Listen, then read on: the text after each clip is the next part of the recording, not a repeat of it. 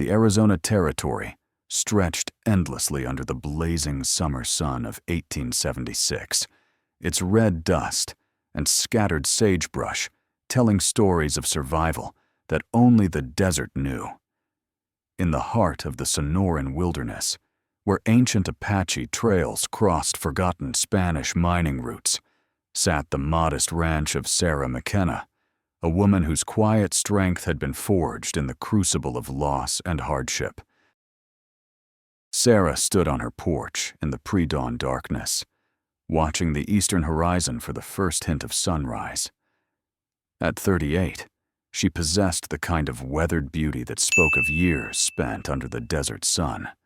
Her auburn hair streaked with premature silver, and her blue eyes holding depths that reflected both sorrow and unshakable determination.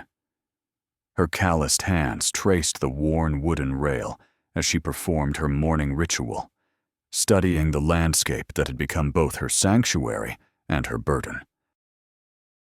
The McKenna Ranch occupied a strategic position in the Copper Creek Valley, its boundaries encompassing not just grazing land, but something far more precious in this arid country: reliable water sources. 3 natural springs fed into Copper Creek, creating a ribbon of life that sustained cattle, wildlife, and the scattered homesteads of the valley's few remaining independent ranchers. Most people saw only the surface of this harsh landscape, but Sarah saw deeper truths written in the contours of the land itself. Her late husband, Daniel McKenna, had been a hydrologist and surveyor before he became a rancher, and during their 15 years of marriage, he had shared with her the secrets that the desert whispered to those who knew how to listen. Water was life in the territory, and whoever controlled the water controlled everything else. The thunder of approaching horses shattered the morning silence. Sarah's hand instinctively moved to the Winchester rifle propped beside the door as she counted the riders emerging from the dawn haze. 8 men, moving with the purposeful arrogance of those who believed their mission justified any means necessary. Their leader rode a magnificent black stallion, his expensive clothes and confident bearing marking him as someone accustomed to getting his way through intimidation and superior resources. Marcus Vance had built the Copper Creek Mining Company from nothing, transforming a collection of marginal claims into one of the territory's most profitable operations. At 45, he possessed the lean, predatory features of a man who had clawed his way to power and intended to keep it regardless of the cost to others. His pale green eyes surveyed Sarah's modest ranch with the calculating gaze of someone appraising livestock at auction. "Mrs. McKenna," Vance called out as he dismounted, his voice carrying the false courtesy that powerful men used when addressing obstacles they intended to remove. "A beautiful morning for conducting business, wouldn't you say?" Sarah remained motionless on her porch, her expression calm despite the tension coiling in her chest. "Mr. Vance, I wasn't expecting company." "Opportunities rarely arrive at convenient times," Vance replied, gesturing for his men to spread out in a loose semicircle around the house. "I trust you received the letter from my attorney regarding our offer for your property." The letter had arrived 3 days earlier, delivered by a nervous clerk who had refused to meet Sarah's eyes. The Copper Creek Mining Company was prepared to purchase her ranch for what they termed fair market value, an amount that wouldn't cover her outstanding debts, much less provide her with the means to start over elsewhere. "I received it," Sarah said. "I also declined it." Vance's smile was winter cold. "Perhaps you didn't fully understand the complexity of your situation. You see, Mrs. McKenna, the territorial government has been reviewing land grants in this area. There seem to be some irregularities in your husband's original claim. Sarah's heart sank, though her expression remained steady. She had been expecting this gambit. The mining company's legal team had been challenging property titles throughout the valley, using technicalities and bureaucratic pressure to force sales that couldn't be achieved through honest negotiation. "My husband's claim was properly filed and recorded," she said. "Perhaps, but the surveying methods used in 1861 were imprecise. Modern surveys suggest that your property lines may not be where you believe them to be." Vance withdrew a rolled document from his saddlebag, the official territorial seal clearly visible. "This court order authorizes immediate resurveying of your land, with temporary administration transferred to the mining company, pending resolution of the boundary disputes." The legal maneuvering was flawless in its cruelty. Even if Sarah eventually won her case, the process would bankrupt her long before any court reached a final decision. Meanwhile, the mining company would have unrestricted access to her water sources and mineral rights. "You have 24 hours to gather your personal belongings," Vance continued. "After that, anyone remaining on the property will be considered a trespasser." Sarah's fingers tightened around the Winchester stock, but she made no move to raise the weapon. 8 armed men represented impossible odds, and violence would only provide Vance with justification for whatever brutality he had planned. Instead, she drew upon the lessons Daniel had taught her about patience, strategy, and the power of knowledge over brute force. "I understand your position, Mr. Vance," she said carefully. "Might I ask what you intend to do with the property once you've acquired it?" Vance's eyes gleamed with acquisitive hunger. "There are significant copper deposits in these hills, Mrs. McKenna. My geologists have identified several promising sites that require large-scale excavation. Of course, such operations demand substantial water resources." The admission confirmed Sarah's worst fears. The mining company wasn't just after her land. They wanted to control the entire valley's water supply, turning Copper Creek into an industrial operation that would destroy the delicate balance that sustained the region's ecosystem. "And the other ranchers in the valley?" she asked. "Will find themselves facing similar opportunities for profitable relocation." Sarah nodded slowly, as if accepting the inevitable. But beneath her calm exterior, her mind was already working through possibilities that Vance could never imagine. The mining magnate saw a vulnerable widow whose property represented nothing more than an obstacle to his expansion. He had no idea that Sarah McKenna possessed knowledge that could destroy his entire operation. "Very well," she said. "I'll need time to make arrangements." Vance tipped his hat in mock gallantry. "Of course. 24 hours, as I mentioned. I trust you'll be reasonable about this transition." As the riders disappeared into the morning heat shimmer, Sarah remained on her porch, her expression thoughtful. 24 hours to gather her belongings, but Vance had made a critical error in his assumptions. Sarah's most valuable possessions weren't the kind that could be packed into saddlebags or loaded onto wagons. They were locked away in her memory, waiting for the right moment to emerge and reshape the balance of power in Copper Creek Valley. The desert held many secrets, but none more dangerous than the truth about water in a land where water meant life itself. Marcus Vance was about to discover that some knowledge was worth more than all the copper in Arizona territory. Where are you watching from tonight? Drop a comment below and let us know if you've ever had to fight for something that was rightfully yours. And if you're ready to see Sarah show this mining company what real desert justice looks like. Hit that subscribe button because this story is just getting started. The interior of Sarah's ranch house revealed a woman who valued substance over appearance, with handmade furniture that spoke of careful craftsmanship and practical needs.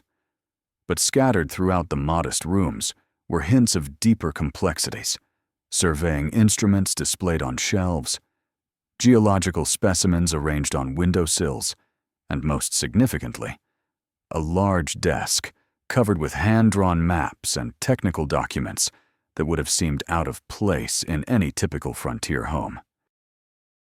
Sarah moved through her house with purposeful efficiency, gathering not the personal belongings that Vance expected, but the tools and knowledge that would allow her to fight back. From a hidden compartment behind the kitchen hearth, she retrieved a waterproof leather case that contained her most precious inheritance, Daniel's complete hydrological survey of the Copper Creek Valley and the surrounding desert. The maps were works of art as much as science, their precise lines and careful notations representing 3 years of painstaking exploration and measurement. Daniel had possessed an almost mystical understanding of how water moved through the desert landscape, tracking underground streams and hidden aquifers with the skill of an Apache tracker following game trails. More importantly, he had discovered connections between water sources that even the territorial government's official surveyors had missed. As Sarah spread the maps across her kitchen table, the true scope of Daniel's work became apparent. The Copper Creek Valley was not an isolated watershed, but part of a vast underground network that extended far beyond the boundaries of any single ranch or mining claim.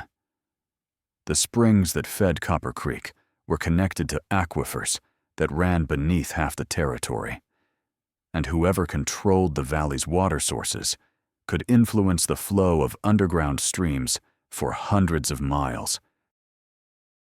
But Daniel's most significant discovery was also his most dangerous: the location of the master spring that fed the entire regional network, hidden in a remote canyon 20 miles from the ranch.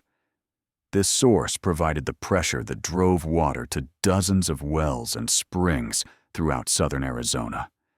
It was unmarked on any official map, unknown to the territorial government, and invisible to casual exploration. Sarah traced the careful lines of Daniel's survey with her finger, remembering the countless evenings they had spent discussing the implications of his discoveries. Control of the master spring would give someone power over every mining operation, ranch, and settlement in the region. It was the kind of strategic advantage that could reshape the entire territory's development, or destroy it completely if misused. "Water finds its level," she whispered, repeating Daniel's favorite saying. "But sometimes it needs help finding the right level." The sound of approaching riders interrupted her study. Through the window, Sarah could see a different group of men approaching her ranch. These were not Vance's hired guns, but local ranchers and farmers whose own properties were threatened by the mining company's expansion. They rode with the grim determination of people who had run out of legal options and were looking for alternative solutions. Tom Harrison was the first to dismount, his weathered face reflecting the frustration and anger that had been building throughout the valley for months. At 60, Tom had been ranching in Arizona since before the territory was officially organized, and his Bar H spread represented one of the largest independent operations still resisting the mining company's pressure. "Sarah," he said, removing his hat as he approached the porch. "We heard about Vance's visit this morning. Figured you might be ready to talk about fighting back." Behind Tom came 4 other ranchers, each representing a family that had been struggling against the mining company's legal and economic warfare. Miguel Santos controlled a small but profitable cattle operation near the Mexican border. The Brennan brothers, Patrick and Sean, operated a freight line that served the valley's scattered homesteads. Frank Dawson ran sheep on the high meadows, an operation that depended entirely on seasonal water sources. Sarah gestured for them to join her on the porch, acutely aware that this conversation would determine the fate of everyone in the valley.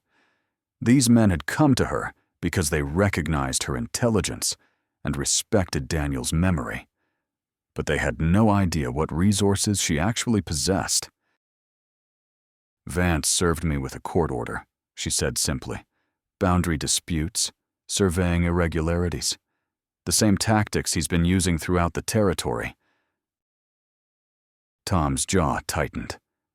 "Bought judges and crooked lawyers. We all know how his game works."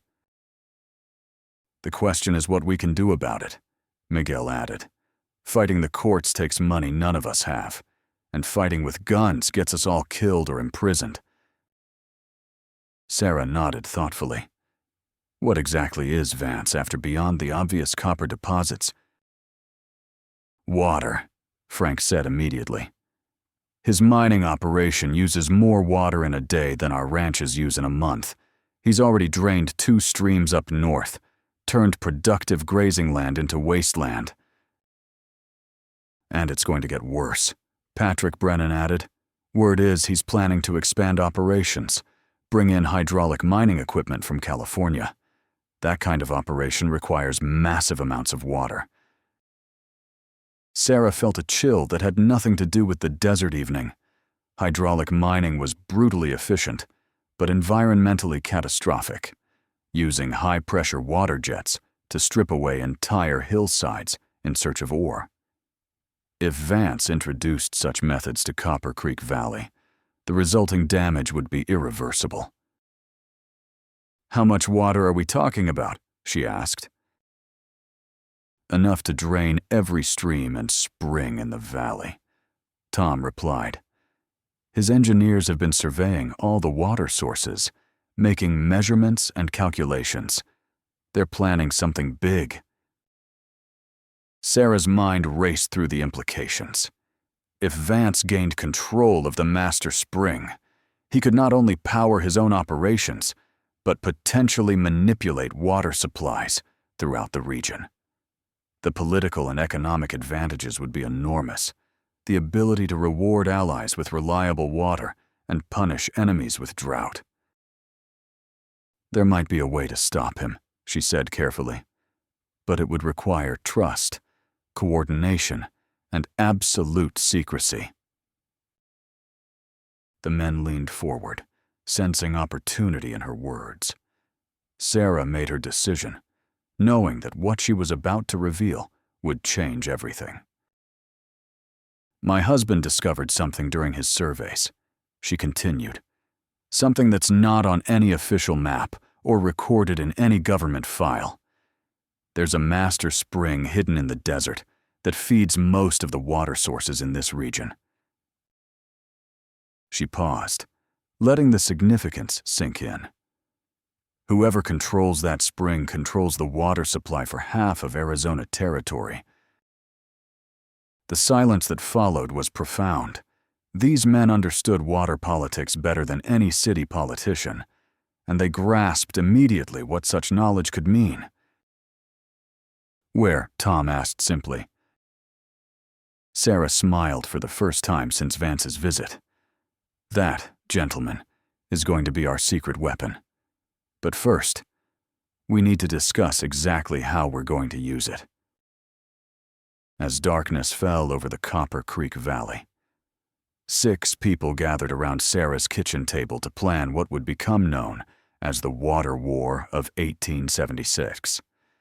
The mining company possessed superior resources, legal backing, and political connections. But the ranchers had something more valuable: intimate knowledge of the land itself and the determination of people fighting for their homes. The map spread across the table told a story that Marcus Vance had never imagined, a story of underground rivers and hidden springs that could reshape the balance of power in the territory. By morning, The mining magnate would discover that his greatest victory had awakened forces he was completely unprepared to handle. Still watching this tale of desert strategy unfold, let us know in the comments what you think Sarah's next move should be. And if you're invested in seeing the little guy win against corporate greed, smash that subscribe button because the water war is about to begin in earnest. Dawn came gray and sullen to the Copper Creek Valley, the sky heavy with clouds that promised rain but would deliver only heat and disappointment. Sarah McKenna stood beside her packed wagon, her few personal belongings loaded with the careful efficiency of someone who had learned to travel light and value substance over sentiment. To any observer, she appeared to be a defeated woman preparing for exile, but the appearance was carefully calculated deception. Marcus Vance arrived precisely at sunrise, accompanied by a dozen men whose purpose was as much intimidation as enforcement. Behind them came 2 wagons loaded with surveying equipment and mining gear, the advance guard of an industrial invasion that would transform the valley into something unrecognizable. "Mrs. McKenna," Vance called out as he dismounted, his voice carrying satisfaction at what he assumed was his easy victory. "I trust you've had time to reconcile yourself to the situation." Sarah's response was a model of dignified resignation. "The law is the law. Mr. Vance, I may not like it, but I understand the futility of fighting a battle I cannot win." Wisdom is often painful, but it's preferable to the alternatives. Vance gestured toward her wagon. "Where will you be relocating?" "Phoenix. Initially, I have a cousin there who operates a boarding house. Perhaps I'll find work as a seamstress or school teacher." The lie came easily, supported by the kind of details that made deception believable. In reality, Sarah would be traveling no further than the hidden canyon that contained Daniel's field station, a carefully concealed camp that had served as his base during the 3-year survey project. A sensible choice. The city offers opportunities that this isolated country cannot provide.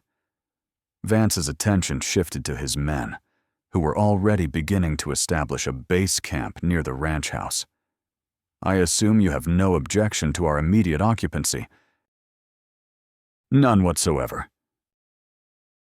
What Sarah didn't mention was the subtle modifications she had made to the property during the night. The well that provided water to the ranch house had been carefully sabotaged, its flow reduced to a trickle that would become problematic within days. More significantly, she had blocked several of the smaller springs that fed Copper Creek, creating what would appear to be natural obstructions, but which would gradually reduce the water flow to Vance's planned operations.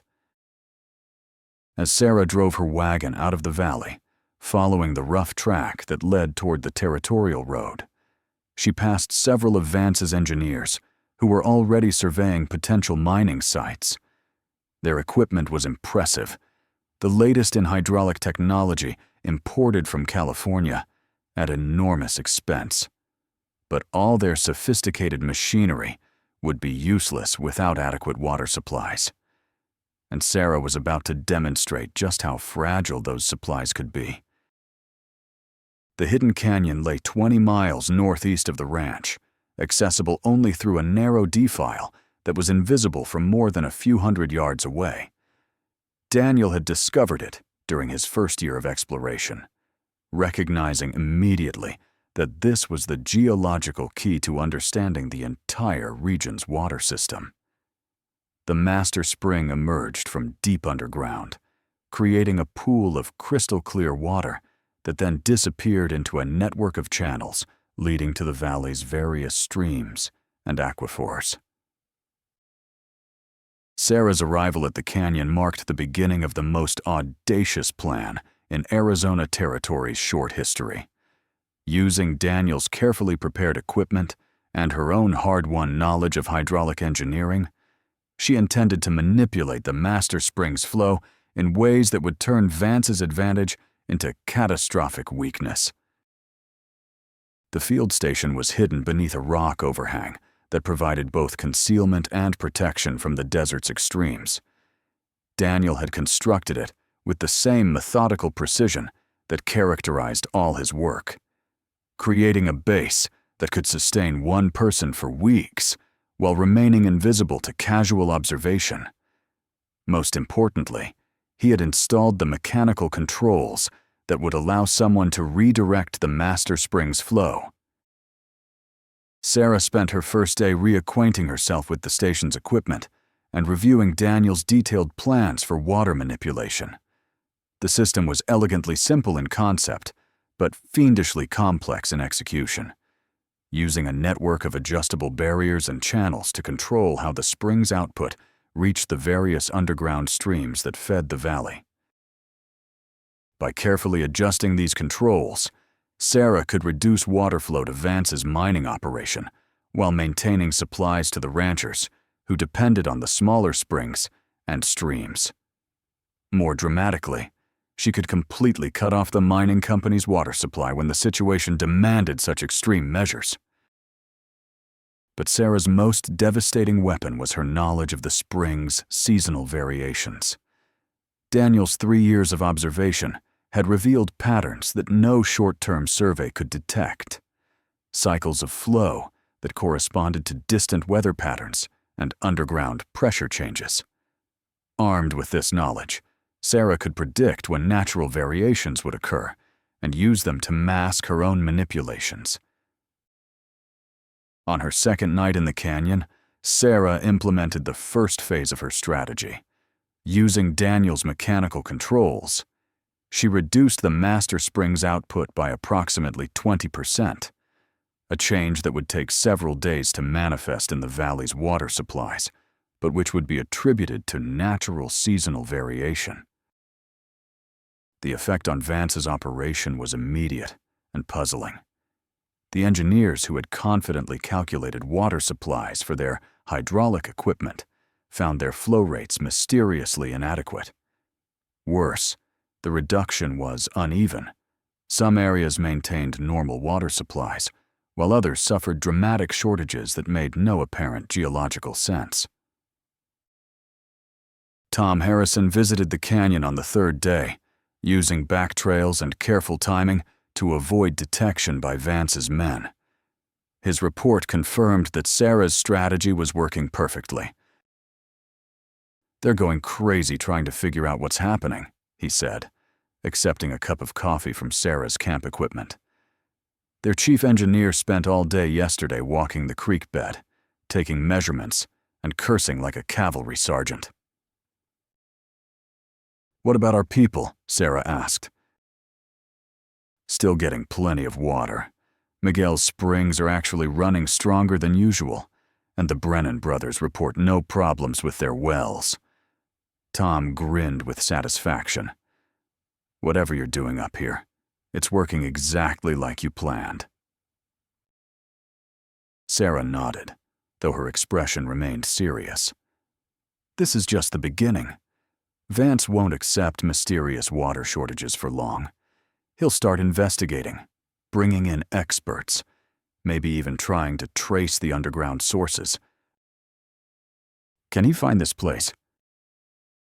Eventually, if he's persistent and lucky. Daniel chose this location specifically because it's nearly impossible to locate without detailed knowledge of the underground system. But nearly impossible isn't the same as completely safe. Tom studied the mechanical controls that Daniel had installed around the spring, his experienced eye recognizing sophisticated engineering when he saw it. "How long can you keep this up?"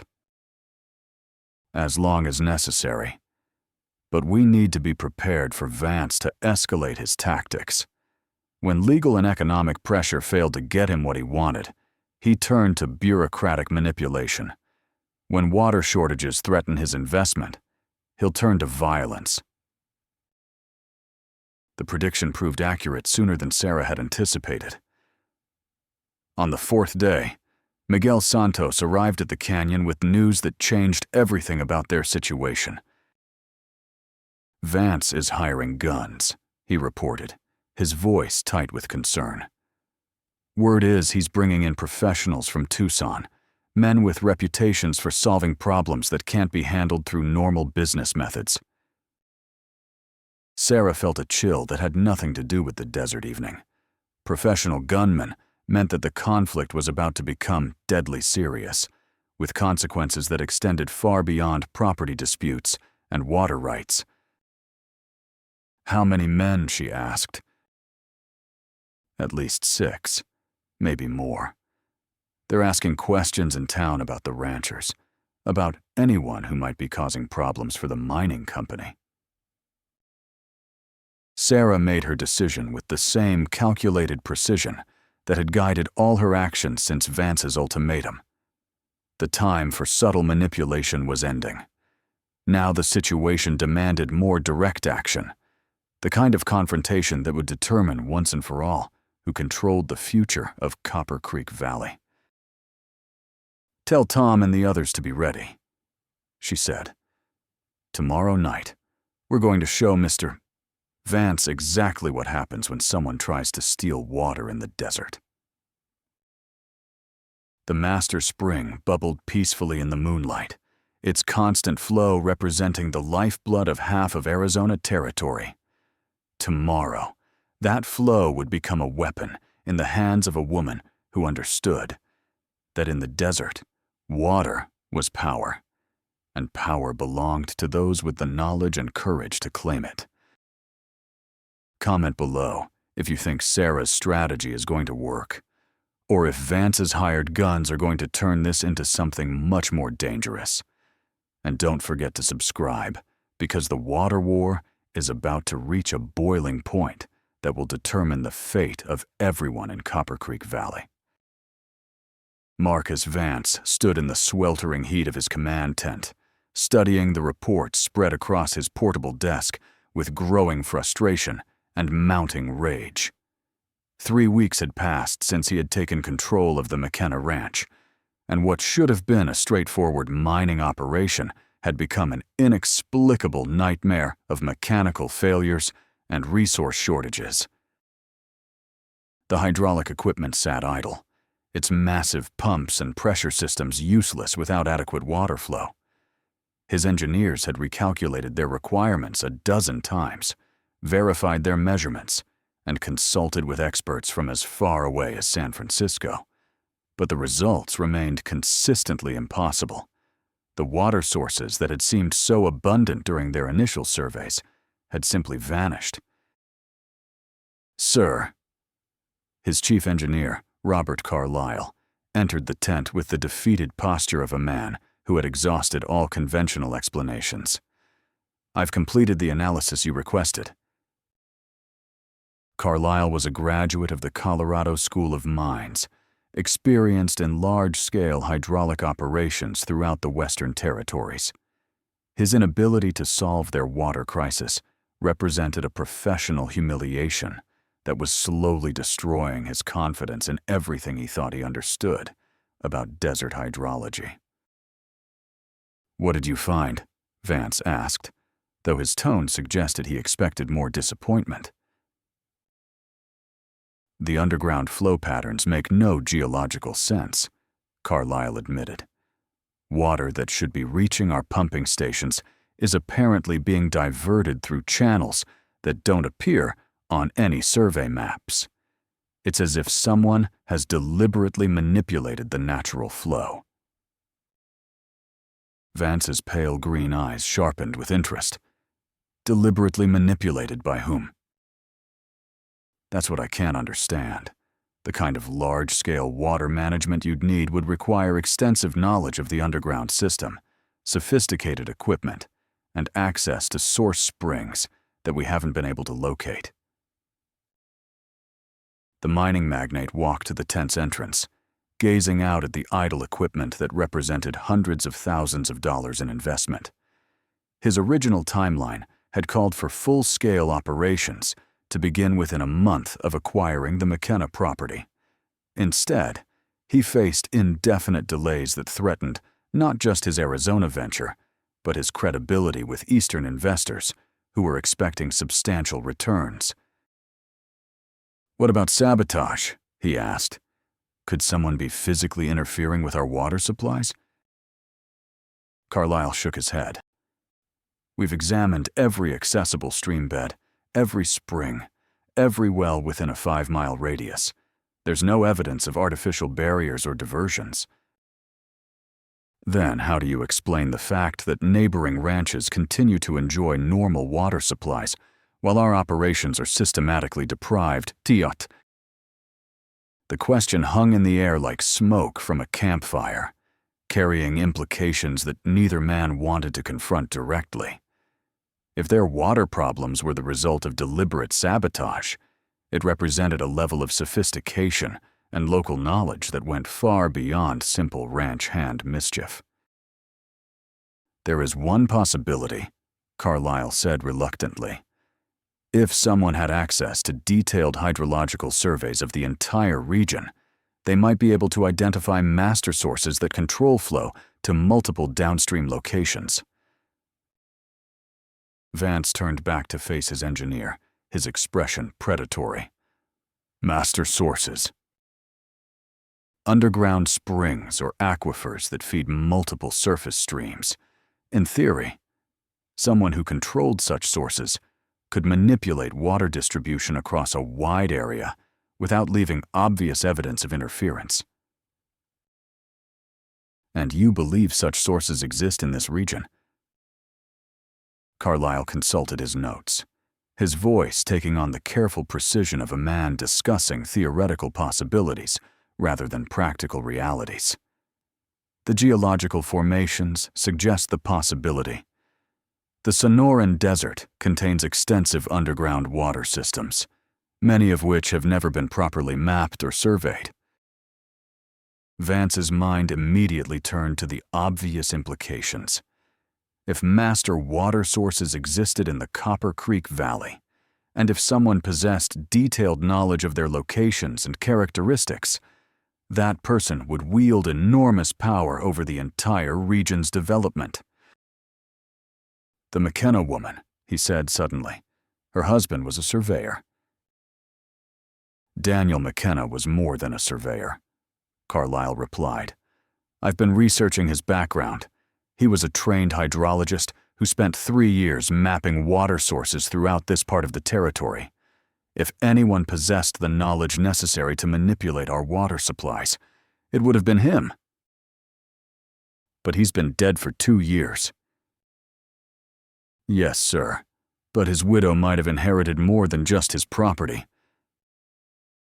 The revelation struck Vance like a physical blow, reshaping his understanding of everything that had happened since his acquisition of the ranch.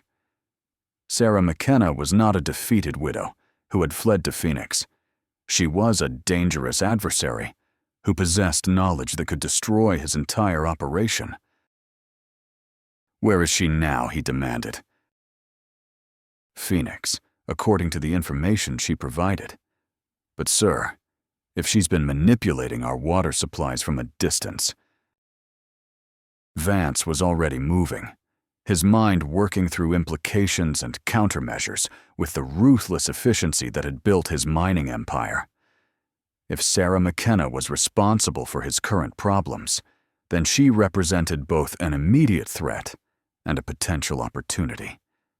The knowledge that allowed her to sabotage his operations could also be used to enhance them if she could be persuaded to cooperate. "Saddle my horse," he ordered, "and send word to Jake Morrison that I need his services immediately." Morrison was the kind of professional that Vance employed when conventional business methods proved inadequate. A former cavalry sergeant turned hired gun, he possessed both the skills and the moral flexibility necessary for operations that required complete discretion and absolute results.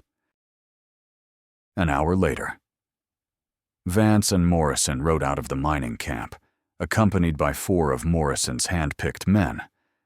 Their destination was not Phoenix, but the hidden places of the desert, where a woman with dangerous knowledge might choose to conduct her war against superior forces. But Sarah McKenna was already prepared for their arrival. From her concealed position overlooking the approach to the hidden canyon, she had been watching the mining camp through Daniel's surveying telescope, tracking the patterns of activity that revealed Vance's growing desperation. The arrival of professional gunmen had been inevitable, but their presence confirmed that her strategy was succeeding beyond her most optimistic expectations. Tom Harrison lay beside her in the shade of a massive boulder, his rifle ready and his expression grim. The other ranchers were positioned at strategic points throughout the canyon, creating a defensive network that would turn any assault into a costly nightmare for attackers who didn't know the terrain. 6 men, Tom observed, watching the distant riders through his own field glasses. Vance, Morrison, and 4 others. They're armed for serious trouble. Sarah nodded, her attention focused not on the immediate tactical situation, but on the larger strategic implications. Vance's decision to bring gunmen into the conflict represented a fundamental escalation that would have consequences far beyond the Copper Creek Valley. "They're not just coming to negotiate," she said. "They're coming to take what they want by force." "You ready for that kind of fight?" Sarah's hand rested on the mechanical controls that Daniel had installed around the master spring, the levers and valves that could transform the valley's water supply from life-giving resource to devastating weapon. She had hoped to resolve the conflict through economic pressure and political maneuvering, but Vance's actions had eliminated those possibilities. "Sometimes," she said, repeating one of Daniel's favorite observations, "water finds its level by washing away everything in its path." The approaching riders had no idea that they were entering a battlefield where the weapons were measured not in bullets, but in the thousands of gallons that flowed beneath their feet. The water war of 1876 was about to reach its climax, and the outcome would determine not just who controlled the Copper Creek Valley, but who would shape the future of water rights throughout the American West. If you're still following this desert showdown, drop a comment about whether you think Sarah should negotiate or fight, and hit that subscribe button, because the next part is going to determine once and for all who controls the most precious resource in the territory: water itself. The sun reached its merciless zenith as Marcus Vance and his gunmen approached the narrow entrance to the hidden canyon, their horses picking their way carefully through the maze of red rock formations that concealed one of the territory's most closely guarded secrets. The landscape appeared empty and hostile, offering no hint that they were entering a carefully prepared battlefield where every stone and shadow had been turned into an advantage for the defenders. Sarah McKenna watched their approach from her concealed position above the canyon floor, her hand resting on the master valve that controlled the flow of thousands of gallons per minute through the underground network that sustained half of Arizona territory. Beside her, Tom Harrison held his rifle ready, though both of them understood that the real weapons in this confrontation were not made of steel and gunpowder. "They're committed now," Tom observed, studying the riders through his field glasses. "Once they enter the canyon, there's only one way out." Sarah nodded, her attention divided between the approaching men and the mechanical controls that Daniel had installed with such prescient wisdom 3 years earlier. The master spring's flow could be directed through any of 6 major channels, each leading to different parts of the regional water system. More importantly, it could be concentrated into a single massive outflow that would turn the normally dry wash below into a raging torrent. "Remember," she called softly to the other ranchers positioned throughout the canyon. Nobody shoots unless they shoot first. This isn't about killing. It's about demonstrating power. Vance dismounted at the canyon entrance, his pale green eyes scanning the towering walls for signs of ambush. His instincts, honed by years of dangerous business dealings, told him that he was walking into a trap. But his desperation to resolve the water crisis had overridden his usual caution. "McKenna," he called out, his voice echoing off the canyon walls. "I know you're here. We need to talk." Sarah emerged from concealment slowly, her hands visible and empty, presenting herself as a woman ready for negotiation rather than violence. She had changed from her traveling clothes into the practical gear that Daniel had favored during his survey expeditions: boots, denims, and a cotton shirt that allowed freedom of movement while projecting competent authority. "Mr. Vance," she replied, her voice carrying easily across the canyon floor. "You're a long way from your mining operation." "Not far enough, apparently." Vance's eyes took in the canyon's layout, recognizing immediately that he was in a tactically disadvantageous position. "You've been busy since leaving your ranch." "I've been protecting my interests." "By sabotaging mine." Vance's voice hardened with accusation. "My engineers tell me that our water shortages are the result of deliberate manipulation. They tell me that whoever is responsible would need detailed knowledge of underground water systems." Sarah's smile was as cold as desert moonlight. "Your engineers are very perceptive." The admission sent a shock through Vance's men, confirming what they had suspected but had been unable to prove. Morrison's hand moved instinctively toward his gun, but a sharp gesture from Vance stopped him before the motion was completed. "You're interfering with legitimate business operations," Vance said. "That constitutes criminal sabotage under territorial law." "Territorial law also prohibits the fraudulent seizure of private property," Sarah replied. "But I notice that hasn't prevented you from taking my ranch through manufactured legal challenges." The verbal sparring continued for several more exchanges, each participant maneuvering for psychological advantage, while the real confrontation built toward its inevitable climax. Vance needed to neutralize Sarah's ability to disrupt his operations, while Sarah needed to demonstrate that his mining company's presence in the valley came at a price he couldn't afford to pay. "I'm prepared to offer you a partnership," Vance said finally, playing what he believed was his strongest card. "Your knowledge of the water systems, combined with my resources and political connections, could make us both wealthy beyond imagination." Sarah's laugh was harsh as desert wind. "Partnership? Like the partnerships you offered the other ranchers before you drove them off their land." "Business sometimes requires difficult decisions." "And sometimes," Sarah said, her hand moving toward the valve controls, "it requires demonstrations of power." The master valve turned with well-oiled precision, and the effect was both immediate and spectacular. The underground spring that had been feeding multiple channels suddenly concentrated its entire output into the canyon's main wash, transforming a dry creek bed into a thundering river within minutes. Vance and his men found themselves standing in ankle-deep water that was rising with terrifying speed.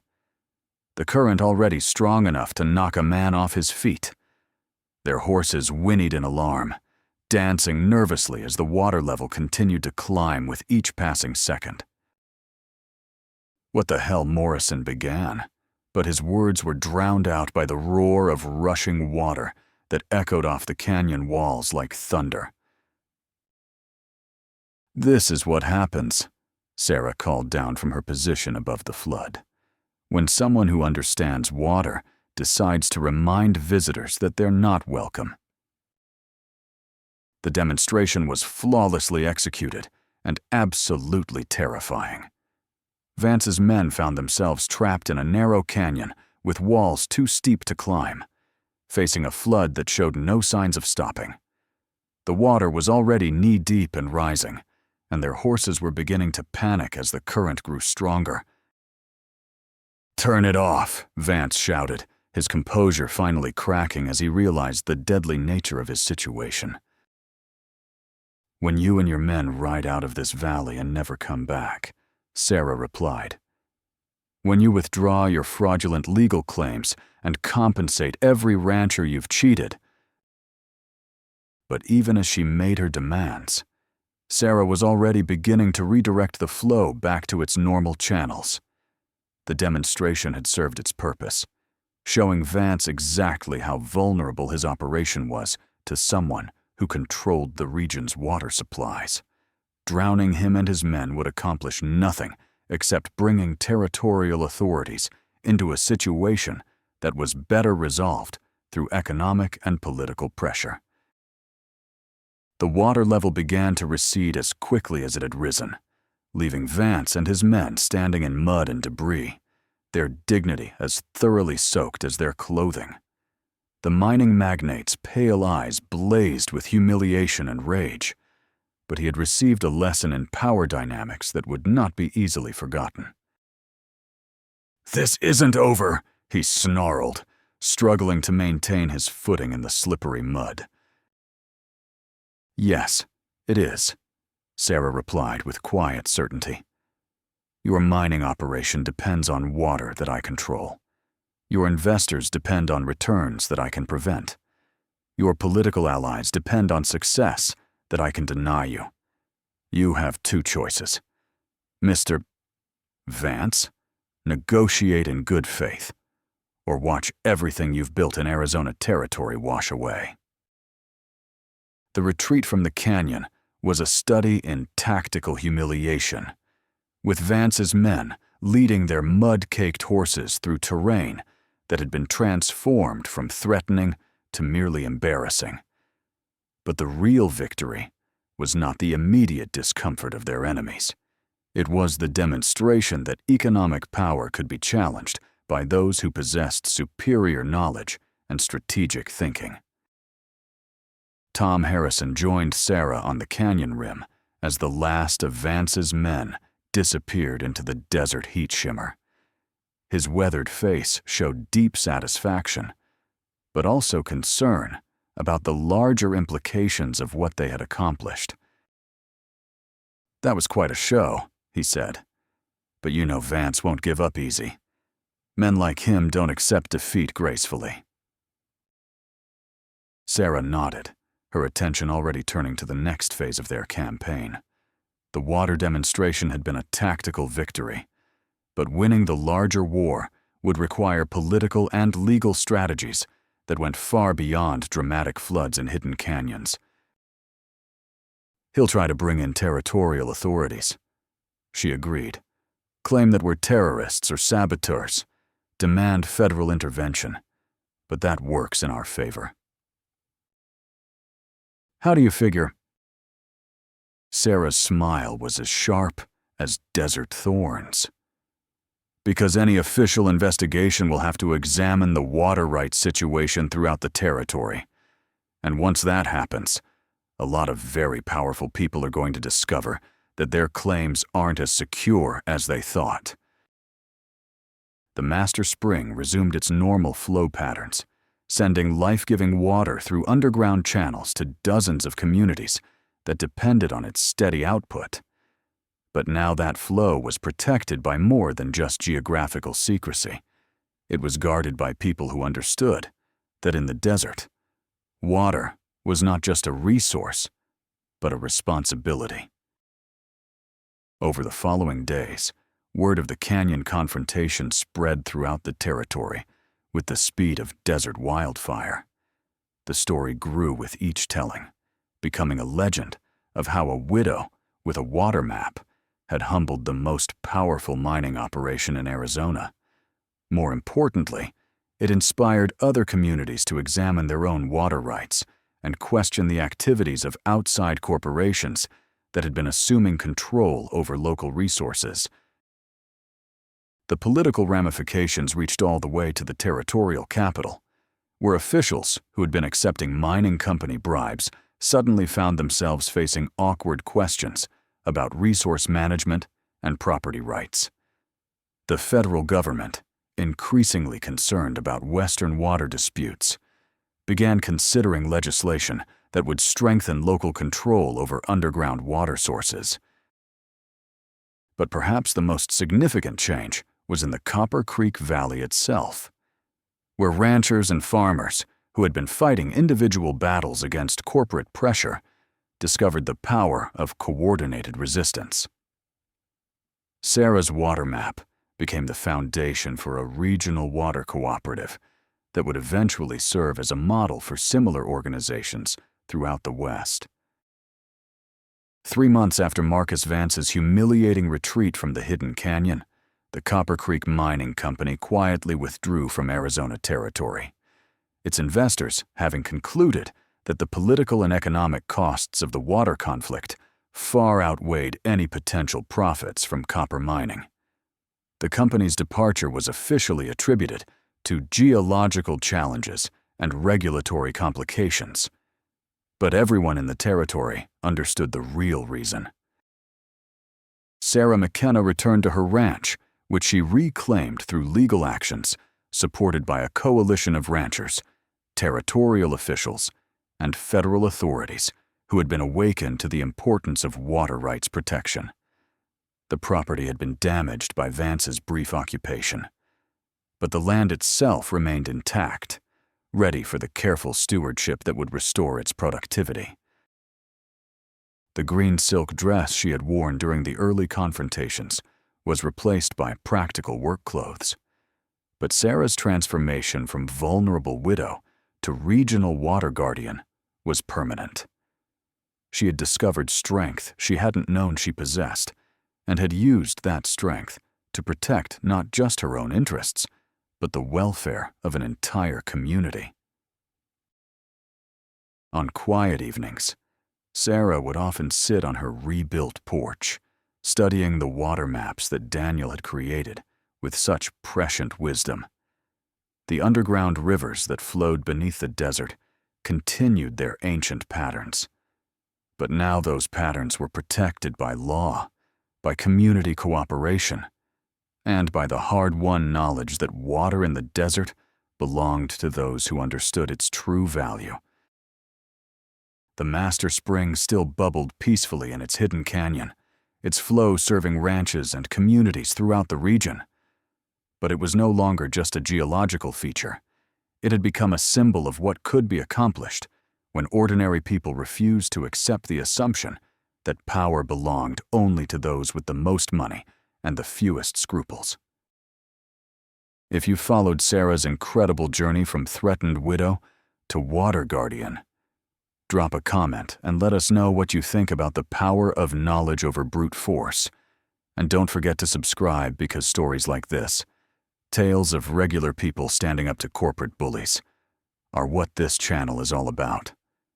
Sometimes the most powerful weapon isn't a gun or a fortune, but understanding how the world really works and having the courage to use that knowledge when it matters most. 5 years had passed since the Water War of 1876, and the Copper Creek Valley had been transformed into something that neither Marcus Vance nor his corporate allies could have imagined. Where once there had been scattered, vulnerable ranches struggling against economic and legal pressure, there now stood a thriving cooperative community that had become a model for water management throughout the American West. Sarah McKenna, now 43, had grown into her role as the unofficial guardian of the region's most precious resource. Her auburn hair showed more silver than before, and her hands bore the calluses of someone who had spent years working with both surveying equipment and ranch tools. but her blue eyes retained the sharp intelligence that had first recognized the power hidden in Daniel's water maps. The McKenna Ranch had been rebuilt and expanded, serving not just as Sarah's home, but as the headquarters for the Copper Creek Water Cooperative, an organization that now included 47 ranches, 3 towns, and 2 mining operations that had agreed to work within the sustainable limits established by the community.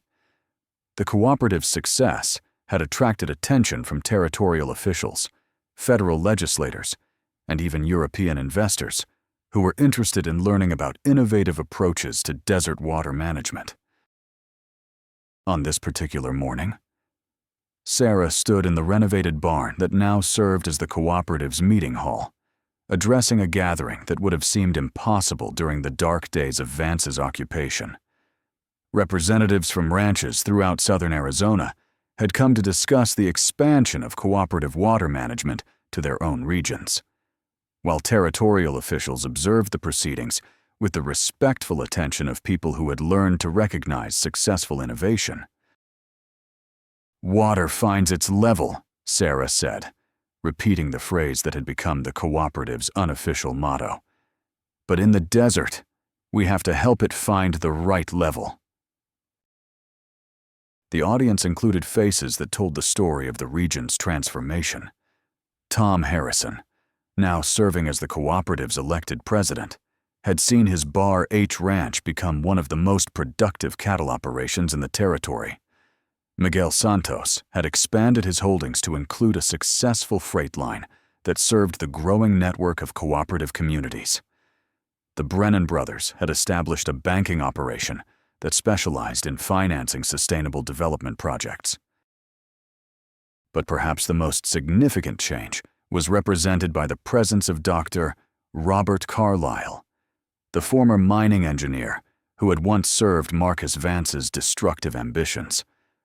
Carlyle had remained in the territory after Vance's departure, using his technical expertise to help design the irrigation systems and water conservation projects that had made the cooperative's success possible. "The principles we've developed here in Copper Creek Valley," Carlyle was saying as Sarah listened from the back of the hall, "can be adapted to any region where water scarcity threatens community development. The key is understanding that water is not just a commodity to be extracted and sold, but a shared resource that requires careful stewardship." Sarah smiled at the transformation in the man who had once been her adversary.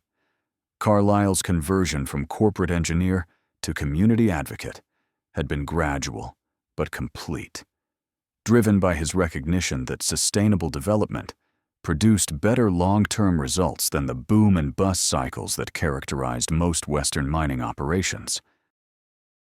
After the formal presentations concluded, Sarah found herself walking the familiar paths of her property with a small group of visitors who had requested a private tour of the facilities that had made the cooperative possible. Among them was a young woman named Elizabeth Harper, a recent graduate of Vassar College, who had come west to study innovative approaches to natural resource management. "Mrs. McKenna," Elizabeth said as they paused beside the creek that had given the valley its name. "I've read the reports about your water conservation methods, but I'm curious about the personal cost of your activism. Was it difficult to take on such responsibilities after your husband's death?" Sarah considered the question carefully, her eyes following the gentle flow of water that represented the visible portion of the vast underground network that Daniel had mapped with such precision. The creek's steady current carried the same life-giving water that had sustained the valley for thousands of years.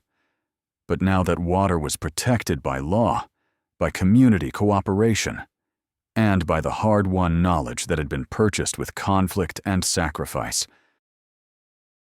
"Difficult," she said finally. "Yes, certainly, but necessary. When my husband died, I inherited more than just property. I inherited knowledge and responsibility. The water maps he created weren't just scientific documents. They were a trust that had to be protected and shared for the benefit of everyone who depends on these resources. Elizabeth nodded thoughtfully. The territorial government has been using your cooperative as a model for new water rights legislation. Do you think the principles you've developed here can be applied on a national scale? Sarah's answer came from 5 years of practical experience managing the political and economic challenges of resource conservation. Water doesn't recognize political boundaries, she said. The underground rivers that we protect here extend far beyond our valley. Just as the principles of stewardship and community cooperation extend beyond our specific situation. What we've learned is that sustainable resource management requires both technical knowledge and social cooperation, and the courage to stand up to forces that would sacrifice long-term community welfare for short-term private profit.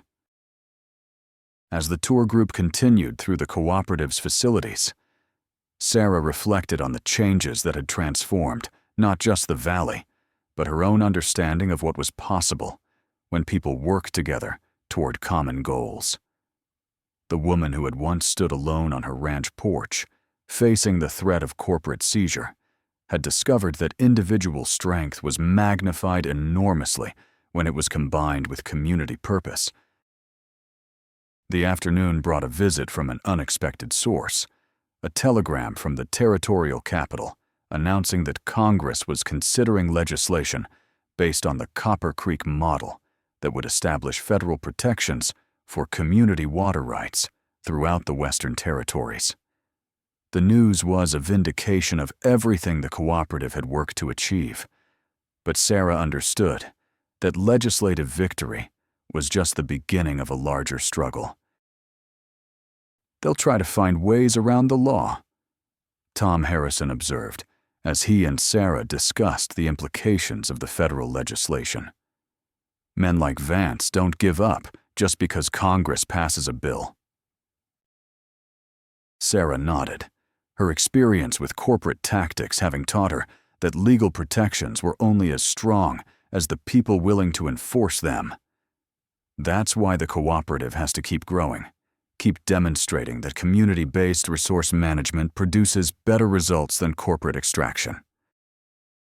As evening approached, Sarah made her way to the hidden canyon that had been the site of her greatest victory over the forces that had threatened her community. The master spring still bubbled peacefully from its underground source, its flow now carefully monitored and protected by the cooperative's technical staff. But the spring had become more than just a water source. It was a symbol of what could be accomplished when knowledge was combined with courage and community support. Daniel's grave in the desert cemetery had been marked with a new headstone, its inscription reading simply, "He mapped the waters that sustain life." But Sarah knew that his real monument was the thriving community that had grown from the seeds of his scientific work and her determination to protect his legacy. The water maps that had once been Sarah's secret weapon were now displayed in the cooperative's headquarters, available to any researcher or community organizer who wanted to understand the principles of sustainable water management. The knowledge that had once belonged to a single family had become a shared resource, just like the water itself. As Sarah stood beside the master spring in the gathering darkness, she could hear the distant sounds of the valley's evening activities, cattle being brought in for the night, children playing in the creek, families gathering for supper in houses that were no longer threatened by corporate seizure or water shortages. It was the sound of a community that had learned to prosper within the natural limits of its environment. The desert stars emerged one by one in the clear sky, their ancient light reflecting in the pool that fed underground rivers throughout the territory. Sarah's work was far from finished. There would always be new challenges, new threats to the delicate balance between human needs and natural resources. But she had learned that some battles, once won, stayed won, and that the most powerful weapon against greed and short-sightedness was the patient accumulation of knowledge, community, and moral authority. Water finds its level, but in the right hands, it could also lift communities, protect families, and sustain the dreams of ordinary people who refused to accept that power belonged only to those with the deepest pockets and the fewest scruples. If Sarah's story of turning knowledge into power and community into strength has inspired you, let us know in the comments where you're watching from and what natural resources in your area need protection. And don't forget to subscribe, because stories like this, tales of regular people changing the world through courage, intelligence, and cooperation, are exactly what we need more of in these times. Sometimes the most important maps aren't the ones that show where treasure is buried, but the ones that show how communities can work together to protect what they already have.